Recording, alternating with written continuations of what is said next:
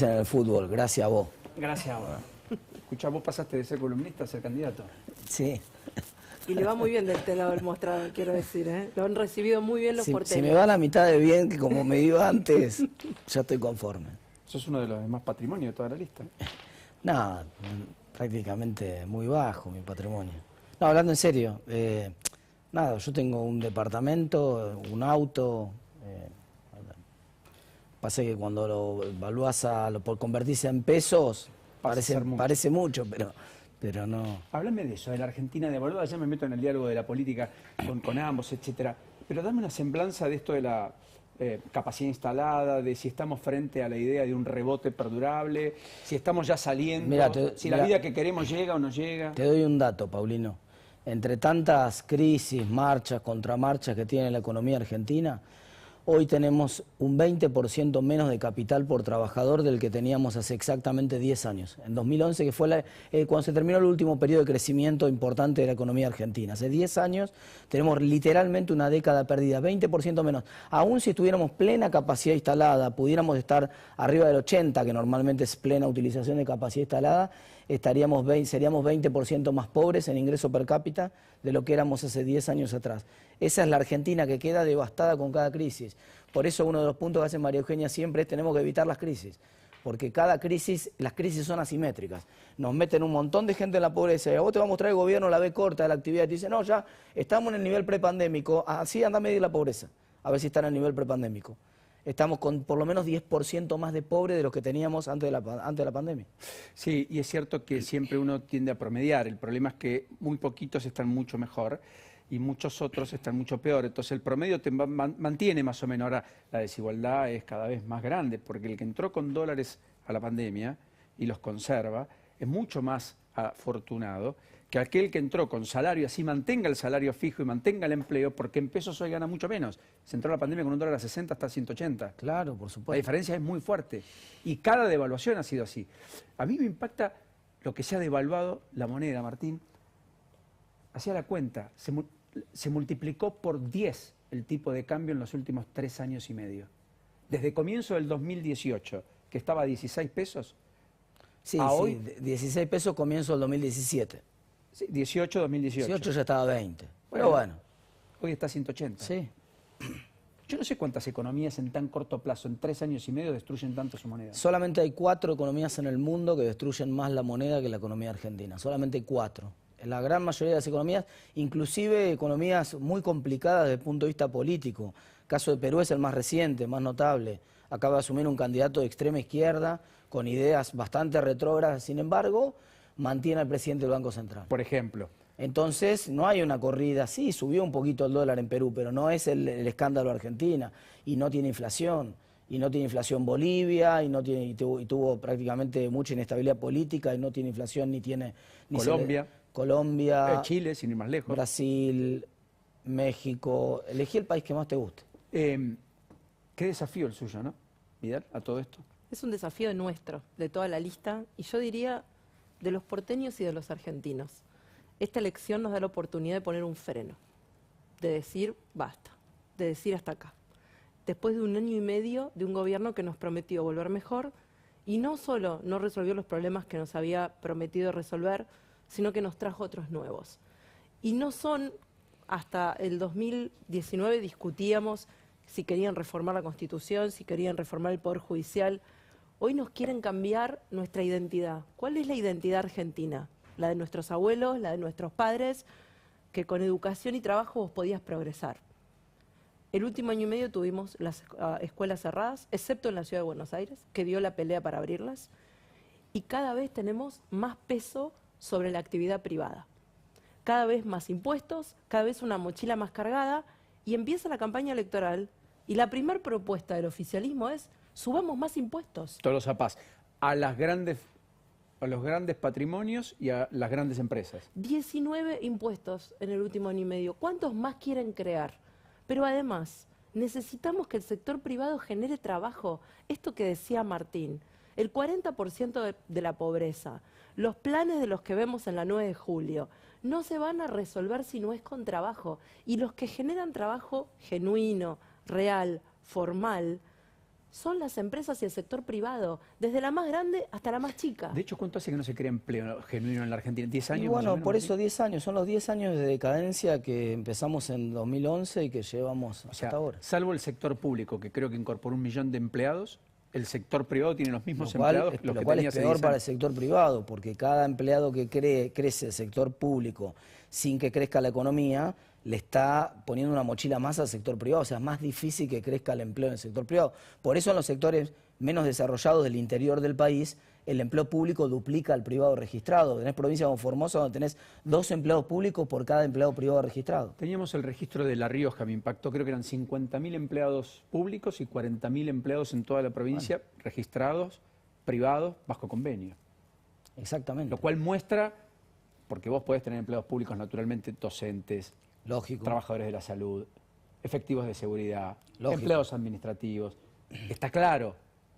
Ahora, que eso sea más que todo el aparato del sector privado, los comerciantes, los kiosqueros, los productores, las pymes, las grandes empresas. Para Tenemos el sobrevivir mínimamente, vos tenés que tener 2 empleos privados registrados por cada empleo público. Mira, y te diría que inclusive es mucho, pero como mínimo, digamos, como techo que no se podría perforar, 2 empleados privados por cada público. Mirá qué buena regla sería, me estás dando una idea de hecho, mirá qué buena regla sería que el sector público no puede incorporar ningún trabajador a menos que crezca el empleo privado. O sea, sería Y una que especie pueda, de como ley. un tope, una ley, un tope que le dijera al sector público, mire, a menos que en su economía, que en su sector, haya crecido el empleo privado, usted no puede incorporar ningún empleo público. Y solamente puede incorporar la mitad del empleo de lo que creció el empleo privado. Ayúdame a leer esto, porque acá lo que se ve es el empleo público en miles y el empleo Claro. privado en miles. O Fíjense sea, el cómo empleo se público perdieron. empezó siendo el 29%, 29.000 empleados Exactamente. públicos y había 32.000 empleados privados y ahora hay 2.000 empleados privados menos, pero hay 12.000 empleados públicos más. Pero además esto plantea como La Rioja, ¿eh? plantea una profunda discusión, más allá del tamaño del Estado. Y es que este Estado que se agrandó en los últimos 50 años, no nos dio mejores servicios. Ah. Tenemos más pobres, tenemos una educación pública que se fue deteriorando, tenemos un sistema de salud que sirvió para enfrentar la pandemia, pero necesitamos meses de cuarentena para que pudiera enfrentarla. Entonces, todo este Estado que sumamos, ¿sirvió para darle seguridad, salud, educación a la gente? ¿Hay una especie de mea culpa también incluida? Por supuesto, nosotros siempre nos hicimos cargo, hicimos nuestra autocrítica durante nuestro gobierno. Ahora, hay cosas que decididamente estaban mejor y no se discutían. Una es esta, nosotros entendíamos un país con un sector privado invirtiendo y generando trabajo. Y trabajábamos para eso y nos abríamos al mundo para eso. Pasamos de la foto del G20 a la política exterior de Cuba, Nicaragua y Venezuela. Pasamos a discutir cómo hacíamos para que los chicos aprendieran mejor lengua y matemática, que esa fue la obsesión de nuestro gobierno y de hecho se mejoró en lengua y matemática los resultados, a discutir si los chicos tienen o no que estar en la escuela. ¿Le sorprendió Tayana como ministro de Defensa? Me sorprende más allá del nombre que alguien que haya sido un vacunado VIP sea nombrado ministro en el gabinete. Eso quiere decir que el mensaje que nos está dando el presidente es que la vacunación VIP no importa. No es un desliz ético, como él dijo. No, definitivamente es mucho más grave. Es una forma de ser, porque no es un hecho aislado la vacunación VIP.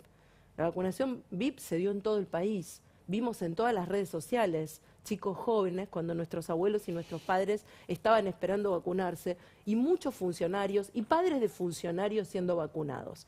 Vimos eso durante la vacunación VIP. Y en el medio pasa lo de Olivos y las visitas que no se pueden explicar. Es más allá del hecho puntual, es una forma de ser y de gobernar Falta de que ejemplaridad, cree dice usted. que va más allá de la ley, que quienes tienen la responsabilidad de resolver nuestros problemas están más allá de la ley y que hay una doble moral. Uno lo que te digo a vos que tenés que hacer y otro es lo que yo estoy dispuesto a hacer. Pero además supuestamente habían echado al ministro de Salud por eso. Ese fue el argumento del gobierno, que Sí. se había ido Ginés por eso. Sí. Evidentemente la designación de Tayana confirma que no fue por eso. Confirma que entonces ellos aprovecharon una circunstancia dramática como una pandemia como excusa para saldar una interna política entre ellos y para desplazar al ministro. Y lo disfrazaron de que lo corrían y que con eso pagaban todos los costos políticos de una vacunación irregular. Bueno, acá están premiando a uno de los vacunados irregulares. Hablando de interna política, dijo Rubinstein, tal vez para intentar subirse al ring, que la lista de López Murphy era una lista armada por Rodríguez Larreta para juntar por derecha lo que ustedes no juntan, desde el centro y desde cierto progresismo que la lista tiene. Yo dije ¿Hay algo de eso, desde no? el principio de esta campaña que yo no iba a polemizar, ni a agredir, ni a contestar a compañeros de otras listas que forman parte de Juntos por el Cambio y que se están presentando en las PASO. Eso solo sería ser funcional al kirchnerismo. La gente por la calle nos dice todo el tiempo, no se peleen, estén juntos, estén unidos, con lo cual no vas a escuchar respuesta de mí sobre eso. Pero además es parte de la estrategia de ampliación del espacio. A nosotros nos sirve tener un Juntos por el Cambio más grande, más inclusivo, que contenga sectores liberales de la ciudad que son representativos y que están mucho más cerca de nuestro conjunto de ideas y que están bien en la vereda enfrente del kirchnerismo, y al mismo tiempo sumar sectores radicales que sean más fuertes, si es necesario, con una PASO en la provincia de Buenos Aires fuerte, donde están enfrentando un candidato fuerte, radicalismo, con uno de los candidatos más fuertes que tiene el PRO, y al mismo tiempo, La batalla Manes, la propia participación de Rubinstein es buenísima. Hay más sectores que quieren y que reconocen que se sumarían más a trabajar y que estarían más convencidos del proyecto después, participando en una ¿todos PASO. pueden quedar adentro? Por supuesto, no. Bueno, ¿O va a haber los heridos famosos de la política? La gente, lo bueno es que la gente lo va a decidir. La gente va a ordenar las listas y va a decidir si queda Facundo Manes o queda Santilli primero en la lista de la provincia de Buenos Aires. La gente va a decidir si entra Ricardo López Murphy en el lugar que entra o si entra Rubinstein en el lugar que entra en la lista. Eso es lo bueno, lo va a decidir la gente. Estuvo hábil ya, ¿eh? No dijo si Rubinstein va a encabezarla, si López Murphy va a encabezarla, dio por hecho que la va a encabezar usted. El proceso de introspección de ese año de silencio, etcétera, meritó muchos cuestionamientos y demás. Ayer pareció subirla al ring, o intentó al menos, Carlos Bianco, con quien le habla aquí, dijo algunas cosas, puedo compartirlas porque sería insensato de mi parte no hacerlo, porque le apuntó... La subió al ring y dijo cosas como esta. Carlos Bianco ayer, el jefe de gabinete de la provincia de Buenos Aires, respecto a lo que manifestó sobre Vidal. La verdad que no le apunto a nadie, no tengo ningún problema personal con Vidal, pero si ella hace un ataque al gobierno de la provincia de Buenos Aires, habiendo sido gobernadora, habiendo dejado el desastre que nos encontramos en la provincia de Buenos Aires cuando asumimos, no habiéndose hecho cargo de sus propias promesas de decir que los bonaerenses se queden tranquilos, que ella se iba a quedar en la provincia de Buenos Aires cuidándolos, habiéndose ido de candidata a la Ciudad Autónoma de Buenos Aires, desde la Ciudad Autónoma de Buenos Aires ahora critica a un gobierno que hizo todo lo que pudo y más en la época de pandemia. Solo di mi opinión, que es la verdad, la estricta verdad. Lo puedo decir desde lo macro de la gestión hasta lo micro de la gestión. Yo estoy en este momento en una oficina que nadie ocupaba, que es la oficina...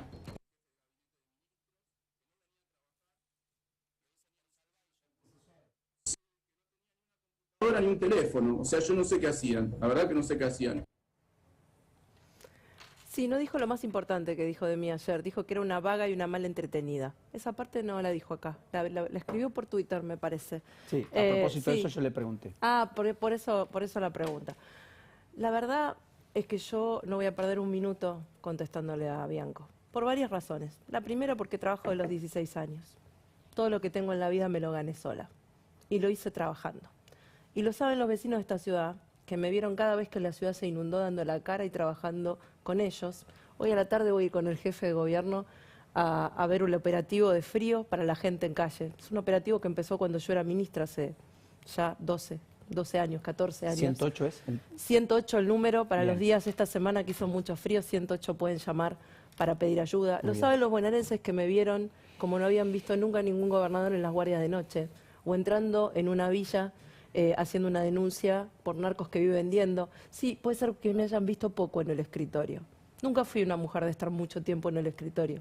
Siempre fui de las que creen que gobernar es estar en la calle.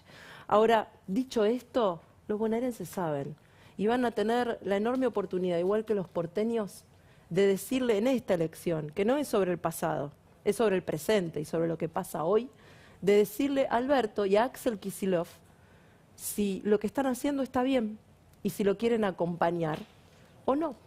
O le van a poder decir, esto no es lo que yo quiero para mi vida. No quiero para mi vida hijos en mi casa sin ir a la escuela. No quiero para mi vida un gobernador que me diga no podés hacer esto, no podés hacer lo otro, no podés abrir tu comercio, no podés salir a la calle, que todo el tiempo me rete, que todo el tiempo le eche la culpa al otro y que sea un gobierno de la excusa. No quiero un presidente que me diga que me está cuidando y mientras tanto le pone la vacuna a sus funcionarios. No quiero eso. Y tenés el 12 de septiembre la oportunidad de decírselo. Dijo que le iba a invitar a Macri a hacer una recorrida. ¿Van a hacer recorridas juntas la Sí, semana que viene? vamos a hacer recorridos juntos. Él ahora en este momento está haciendo la cuarentena, el aislamiento. El aislamiento necesario porque volvió de viaje y seguramente vamos a hacer alguna actividad juntos. ¿Hay algún país, Martín, que haya restringido a los conciudadanos que vuelvan a su lugar de origen, a sus países? No, hay por supuesto muchos países, por lo menos no para mi conocimiento, sí hay muchos países que limitaron el acceso de extranjeros que estaban en países que tenían alguna cepa o alguna situación, pero no con sus conciudadanos, no, por supuesto. Hasta donde yo sé, no. Además, habiendo alternativas, digamos, podría haber hecho como hizo la ciudad de Buenos Aires al principio de la pandemia, que alojó a los que venían del exterior en hoteles y entonces de esa manera los pudo ir testeando y pudo ir haciendo seguimiento de cada uno de los casos, pasada la cuarentena saliendo de los hoteles. Eso parecía como una opción bastante más razonable en el medio. Sí, porque además hay innumerable cantidad de trabajos, de empresarios que quedaron varados, de padres, de hijos, pero al mismo tiempo de personas que fueron a vacunar a sus propios hijos con factores de riesgo porque la vacuna no estaba aquí en tiempo y forma y tantas otras multiplicidad de situaciones que ni siquiera vale la pena juzgar. Nadie tiene que explicar por qué se fue al exterior y por qué quiere volver, con un pasaje comprado. Ese es un punto clave, Paulino. Estamos lamentablemente en una Argentina donde da la sensación que hay que explicar las decisiones individuales de cada uno. Mirá, el que sale de su país tiene derecho a salir y a entrar por lo que se le dé la gana. Esto aceptar la discusión de entrar a ver por qué se fue cada uno, por qué entró cada uno, cuando además los funcionarios entraban y salían como se les cantaba también, ¿no? Aún hoy, vale la pena decirlo. Hay 2 o 3 temas que a mí me perturban. Bueno, son diputados. ¿Por dónde empieza? Primer ley, proyecto de ley de emergencia educativa. Ese proyecto de ley de emergencia educativa tiene 3 partes. La primera, obligación de medir anualmente con pruebas similares a la pizza cómo están nuestros chicos en la escuela. No si el ministro de Educación quiere o no quiere. Obligación del ministro de medir en todas las escuelas del país qué están aprendiendo nuestros chicos. No alcanza con que estén en la escuela. Tienen que aprender lo que necesitamos. Y para saber si están aprendiendo, tenemos que evaluar. Segunda cuestión, que los padres y los docentes que no son representados por los sindicatos estén en la mesa de decisiones de la política educativa. La política educativa no puede ser solo decisión del gobierno y los sindicatos. Tiene que escuchar a los padres y tienen que escuchar a los docentes que no están afiliados. Tercer punto, educación para el trabajo. Obligatoriedad de prácticas para el trabajo dentro del sistema secundario. Y eso no es precarización, eso es entrenamiento para trabajar, porque después terminan el secundario y la tasa de desocupación en jóvenes duplica a la promedio. Primer proyecto, terminar con la inflación en Argentina, dándole al Banco Central independencia del Ejecutivo, como lo pensó Alberdi en la Constitución, como lo establece nuestra Constitución. La política monetaria debería ser responsabilidad del Congreso. Hoy el presidente puede nombrar al presidente o al directorio del Banco Central y echarlo cuando quiere, puede tomar la máquina de hacer billetes y usar como usó casi 3 billones de pesos de maquinita. Después vos me preguntaste, empezaste el programa preguntándome por qué el dólar valía 180, bueno, ahí tenés buena parte de la explicación. Entonces, el mismo camino que eligieron todos los países de los cuales hablamos, de la región, en el mundo solamente hay 20 países que tienen más de 10% de inflación. El 90% de los países del mundo lo resolvieron con un banco central independiente y eso es exactamente lo que voy a cambiar. Eso es una ley del Congreso que se llama Carta Orgánica del Banco Central y mi principal propuesta es cambiarla para sacarle la máquina de hacer billetes al presidente. Muchas veces hablamos con Martín profesionalmente de la ley de alquileres y lo que estaba obteniendo. ¿Usted dijo algo de la ley de alquileres? ¿Usted va a presentar un proyecto para modificar la ley de alquileres? Lo primero que hay que hacer, más allá de discutir las modificaciones, es derogarla. Y en esto tanto Martín como yo, como otros miembros de la lista, estamos de acuerdo. ¿Por qué? Porque fue una ley bien intencionada del Congreso, que fue votada por casi todas las fuerzas políticas, para ayudar al inquilino a poder tener acceso a su alquiler. Ahora, un año después de su implementación, no hay inquilino en la ciudad con quien no nos encontremos. Y con propietarios que nos digan esta ley es un desastre. no nos resguardó de los problemas que generaban los contratos de alquiler y nos generó nuevos por el sistema de indexación, por los plazos. Entonces, lo que le decimos a ellos, que son a los que tenemos que escuchar, si la ley no funciona, hay que derogarla y en todo caso buscar otras maneras de resolver los problemas que tenían los inquilinos y ahora plafón para y no eso, de esa manera. Para que ese mismo Congreso que hace un año y algo votó esa ley, diga ahora, nos equivocamos, votemos otro. El plafón hay que construirlo en la opinión pública. Es lo mismo que lo que pienso respecto de la reforma de la Carta Orgánica. Si nosotros usamos todo este tiempo de campaña para convencer a la opinión pública sobre los cambios que es importante hacer y el apoyo de la opinión pública es masivo y contundente, va a ser muy difícil para los legisladores que hoy son del oficialismo o que podrían estar en contra de estas modificaciones, para decir, va a ser muy difícil decir, no lo vamos a aprobar. O sea, es muy difícil, porque el proyecto lo vamos a presentar en el Congreso y lo vamos a poner en la opinión pública, lo vamos a traer acá a los medios, lo vamos a pedirle a la gente que le escriba acá. Como viste que en Estados Unidos, cuando quieren impulsar una medida, le piden a la gente que le escriba a los legisladores, le vamos a pedir a la gente que se involucre, no solamente el día de la elección. Queremos una democracia con gente golpeándole, metafóricamente, golpeándole la puerta a sus legisladores, mandándoles un mail, escribiéndoles, tuiteándoles y pidiéndoles, por favor, deroguen esta ley que no sirve para nada. Hablando de derogaciones y demás, hay que cambiar el sistema de representación o de elección, mejor dicho, ir a una boleta electrónica o a una boleta única de papel, etcétera. No tengo duda de que nosotros tenemos que ir a una boleta única en la Argentina. Estamos votando de una manera arcaica. La mayoría de los países no votan más así. Es mucho más transparente, es mucho menos caro. Así sea una sábana grande, etcétera, no importa. Es mucho menos caro para cada elección y para cada partido político que tiene que imprimir millones de boletas. Es más a favor del medio ambiente. No tengo duda que es boleta única y que es electrónica y que se puede implementar en la Argentina. Pero aún así, si no se pudiera la electrónica por una cuestión de infraestructura, arranquemos con la boleta única papel. ¿Bajan la edad de imputabilidad a los 14 años? ¿Sí o no? Si se pone a discusión. No lo sé. No estoy. Necesito más información para opinar sobre el tema. Evidencia. Me gusta la palabra que acabas de usar. Evidencia. Estamos viendo los resultados de hacer políticas públicas por la intuición del gobernante de turno. Y los resultados son muy malos. Yo necesito evidencia científica sobre algunos temas para poder opinar. Así como la educación mostró la diferencia de una ciudad gestionando sobre la base de evidencia, que mostraba que no era un problema abrir las escuelas y que el nivel de contagios era similar al del resto de la sociedad, versus una provincia de Buenos Aires que eligió de espaldas a los datos y que le hizo perder 12 semanas. ¿Sabés que le sacó la ciudad de Buenos Aires 12 semanas más? La brecha es de 12 semanas entre las clases que tuvieron presenciales los chicos en la Ciudad de Buenos Aires respecto a la provincia, por un modelo de gestionar en base a evidencia versus un modelo de gestionar de espaldas a la evidencia. Aún hoy hay presencialidad limitada en la provincia de Buenos Aires, donde una semana se va a clases, otra semana no, donde los que tienen doble escolaridad una semana van a la mañana, la otra semana van por la tarde, en simultáneo hacen los Zoom, es todo mucho más engorroso, y lo que más me impacta es cómo esto ha desnivelado, porque a la brecha originaria se le sumó la desigualdad adicional tecnológica, la desigualdad entre lo público y lo privado, porque el privado se pudo readecuar más rápido, la infraestructura de lo público siempre es más compleja. Y entonces hemos tenido lugares en el interior, ciudades, como la mía, en donde, qué sé yo, la educación pública fue más aleatoria que la educación privada, y debería ser exactamente al revés. Pero vos fíjate que el presidente tomó una decisión de espaldas a las recomendaciones de sus tres principales ministros. En la semana que Alberto Fernández decidió cerrar las escuelas, fue la misma semana que la ministra de Salud le dijo, lo último que cierran son las escuelas, que el ministro de Educación le dijo, no se banca una cuarentena más la Argentina, y que el ministro de Economía le dijo eso, y que el ministro de Educación, su propio ministro de Educación, le mostró los datos de la evidencia empírica, diciéndole no hay más contagios en las escuelas, mantengamos las escuelas abiertas. El presidente eligió de espaldas esos datos, no sabemos bien si porque el propio gobernador de la provincia de Buenos Aires así se lo pidió o por qué razón, pero necesitamos esto, necesitamos políticos que digan, a ver, vamos a decir sobre un tema, a ver la evidencia. Vidal, dos o tres cosas más a los dos.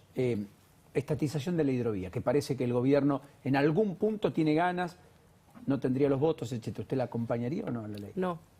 ¿Qué nos hace pensar que el lugar por donde pasa la mayor producción del país y que nos permite llegar al mundo va a estar mejor manejada por el Estado?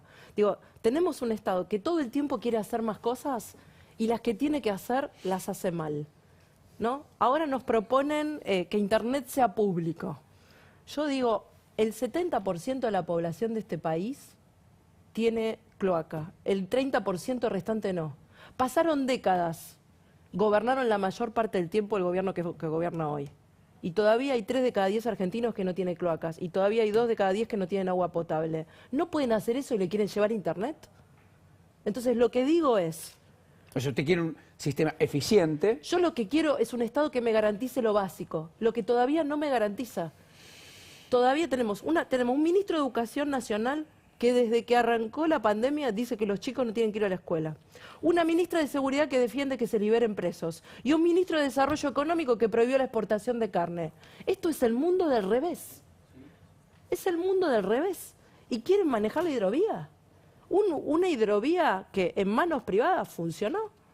La idea de decretar como servicio esencial, público, etcétera, Internet, ¿te tienta en algo? Nada, Martín. En absoluto, está desinformado el presidente además porque está preocupado por las tarifas y está preocupado por la accesibilidad, y Argentina es el país de la región que tiene más accesibilidad y tarifas más baratas. Entonces, otra vez... Aunque para el argentino le sea caro pagarlo. Es que no es que le es caro pagar el Le es caro Internet. todo, digamos. Claro, Todo. los salarios en Argentina están por el piso. El problema de Argentina no es los precios de alguna... Hay algunas cosas que sí son caras y hay algunas cosas que sí son baratas. Te pongo un ejemplo. Un boleto de colectivo con tarifa social sale 10 pesos. Es un regalo. En ningún lugar del mundo está tan barato. Son muy baratos. La carne, que hablaba recién María Eugenia, está entre los precios. La carne en Argentina, a pesar de que nos cuesta horrores cuando vamos a la carnicería, está a niveles internacionales barata la carne en Argentina. Pero, y hay otras cosas que no se consiguen. La vivienda, por ejemplo, es inaccesible en Argentina. Sin crédito, está cara. además. Bueno, 30 entonces, años, tasa exacto. fija, Entonces, y comprar productos importados o tecnológicos en Argentina es más caro que en el resto del mundo en general. Entonces, tenemos cosas caras y cosas que están baratas, pero el denominador común de la Argentina hoy son los salarios bajos.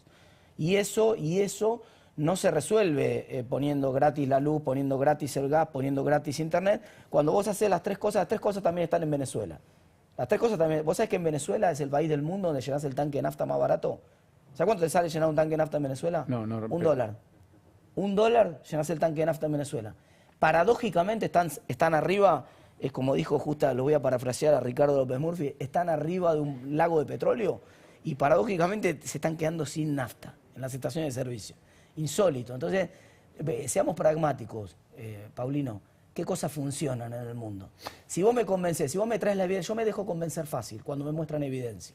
Si vos me traes la evidencia, me decís, mira, vamos a traer un modelo de gestión de Internet que funciona en Israel, en Canadá, que funciona en América Latina, por ejemplo, en Colombia, en Perú, buenísimo, entonces lo vemos y sirve, adelante. Ahora, si vos me traes algo que no funciona ni funcionó en ningún lugar del mundo, permitime dudar un poco. María Eugenia, lo último. ¿Está en eje? ¿Está en el momento de salir a dar nuevas peleas? Estoy a propósito donde... de lo que usted dijo en algún momento, necesitaba un tiempo para mí, necesitaba... Estoy donde elegí estar. Creo que esta no es una elección más, que en esta elección nos jugamos mucho. No solo nos jugamos... ¿Usted cree que es clave? Es clave, en no términos solo de para que el libertades? oficialismo no tenga la mayoría en diputados y le permita eso avanzar sobre la justicia, sobre nuestras libertades, sobre estos temas que estamos discutiendo, sino que además es el momento de expresar un límite al poder. Es el momento de expresar que esta no es la forma de gobernar que queremos. Es el momento de decirle a Alberto Fernández, a Cristina, a todo su gobierno, basta. Y de decirle a Horacio Rodríguez Larreta, al gobierno de la ciudad, sí, es por acá. Estamos de acuerdo. Y nosotros somos la lista que representamos al gobierno de la ciudad.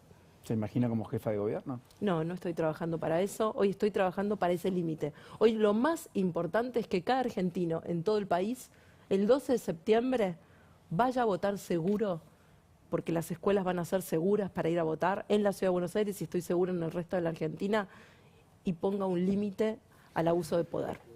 A los dos, gracias. Muchas gracias. No te lo dije antes, Martín, no te vi.